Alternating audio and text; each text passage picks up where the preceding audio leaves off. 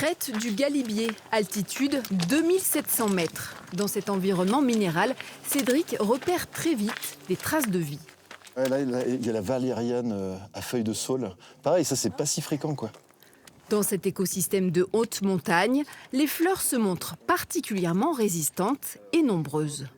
Non seulement l'humain, il fait que passer en haute altitude, mais il ne voit pas toujours qu'il y a une diversité exceptionnelle qui, elle, y vit et y vit toute l'année. Donc qui encaisse des variations de température, de conditions de pluie, de neige, etc. toute l'année, et pourtant qui est là, qui prolifère, et qui montre en fait des formes d'adaptation qui sont, pour certaines, limites extraterrestres.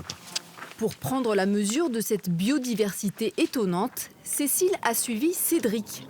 L'illustratrice s'est imprégnée des récits du botaniste, des paysages et des espèces pour mieux les restituer. L'idée, c'était vraiment de pouvoir s'engager tous les deux sur le terrain et que je puisse dessiner en randonnée, en alpinisme, en conditions réelles, on va dire, de ce que j'allais représenter ensuite, et de sortir de l'atelier. Sortir de l'atelier pour représenter de façon sensible cette expérience à la frontière du vivant. Le titre de cet album, Pas comme les autres.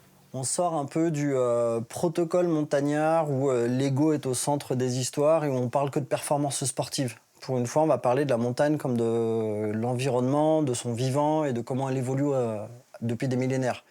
Effectivement, il y a cette érosion de la biodiversité qui nous alarme tous, mais il y a aussi des choses extrêmement positives à dire. Les plantes vont bien, il y a des modes d'adaptation qui sont extrêmement inspirants pour nous aussi, hein, des micro-écosystèmes qui arrivent à se recycler intégralement.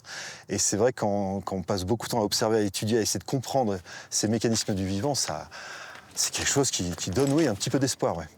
Un peu d'espoir, une approche scientifique plus sensible et plus humble aussi, face à la complexité du vivant.